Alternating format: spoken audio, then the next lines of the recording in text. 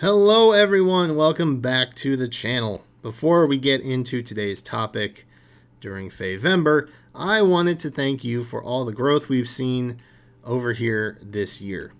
We're closing in on 7,000 subscribers and the channel at some point cleared 2.2 million views. If you want to help me get to 7K subs by the end of the year, please subscribe to the channel. Ideally, I'd like to hit 10K just to see what YouTube stories are. I don't know what I'm going to use them for, but I want to know what's at the top of the mountain, like that kind of thing. Also, if you want to vote in the next Promote My 4-Star poll, the link for that Google form is in the description. Anyway, subscribe or I'll send all your 5-star heroes home. I don't know. In yesterday's video, I talked a little bit about some of the positive changes to Fire Emblem Heroes that we have seen this year. I also gave a few of my own featured that I would personally like to see in the game at some point in time. For what it's worth, there were definitely more that I'd want, but there's one specifically that I left off of yesterday's list in order to give it its own spotlight. Frankly, because it deserves it. It's something the wide majority of mobile games embrace, something Nintendo has mad access to in order to accomplish. It's also something FEH has the perfect plot device for implementing quite naturally, in fact. Crossovers. Fire Emblem Heroes needs crossovers. See, FEH is one of the best performing mobile games on the App Store, and it has maintained that performance for over a few years now. But despite its popularity and the breakthrough sales figures of the most recent FE main title, Three Houses, a lot of people still don't have that Fire Emblem exposure.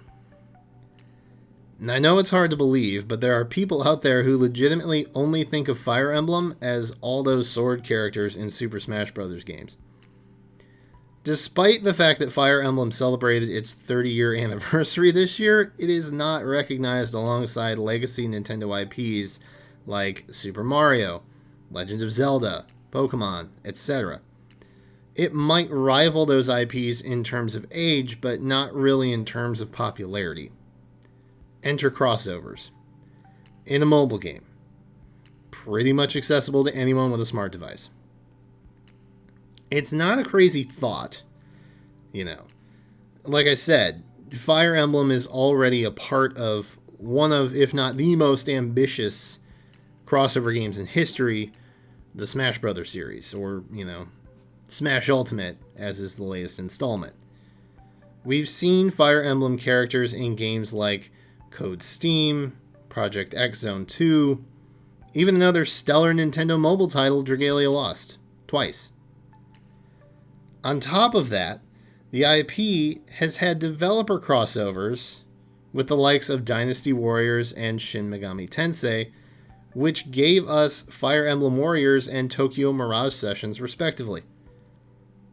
And as we know, Warriors at one point had special maps in FEH. I think they brought it back once. And Tokyo Mirage Sessions straight up had a banner in the game. So I don't know why Fire Emblem hasn't embraced the crossover internally. They're clearly not opposed to lending out their IP elsewhere. It doesn't make sense to me. We've seen other franchises eager to work with Nintendo. The Smash franchise is, its own example of that. I'd be surprised if Nintendo or Intelligent Systems were to claim other game titles don't want their characters in Fire Emblem Heroes. See, crossovers are mutually beneficial to both participating parties.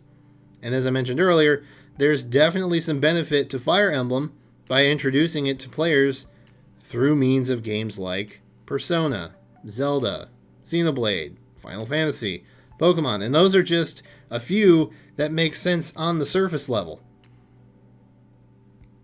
Maybe not Pokemon, but I don't know. I could see them coming in as beast units, but also they couldn't actually talk to anyone else. It's a weak connection, okay? I know that, but I mean, it could work if they really wanted to make it work. Probably.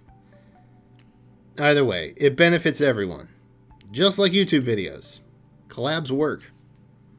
Aside from it being a smart business decision, though, contemplate the premise of Fire Emblem Heroes for just a moment. Alright, at its core, a summoner shows up with the ability to pull heroes from other worlds into their own. That's it. Enter heroes, begin fighting.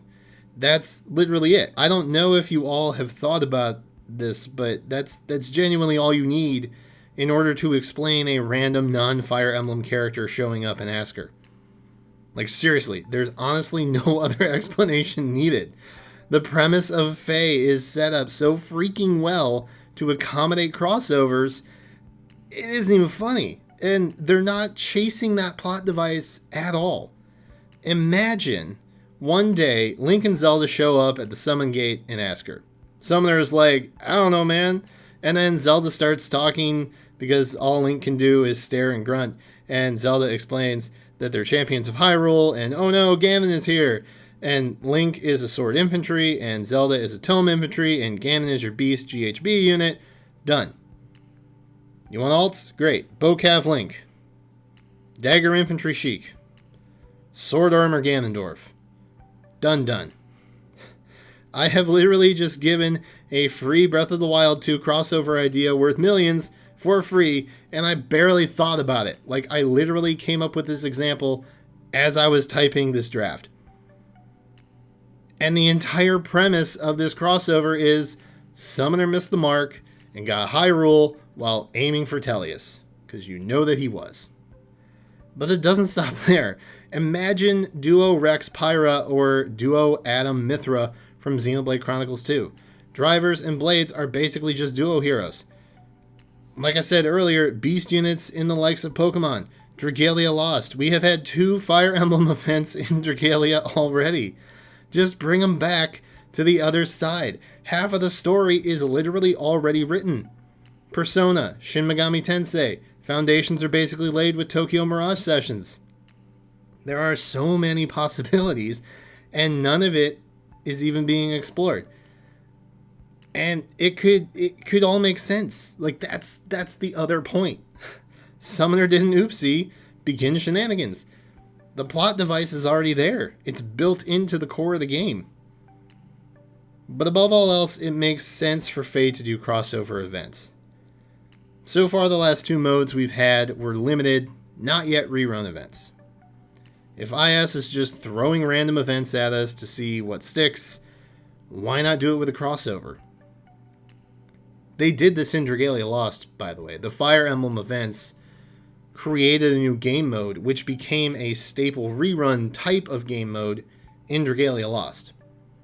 Like, it's literally just reskinned. They could even put a banner in with it. And banners are like their favorite thing to do in FEH. If IS is moving to a more limited run event model, rather than the recurring weekly modes we had been getting, crossovers would blend really well with that. Limited events, limited banners. It is a dream scenario for IS and FEH.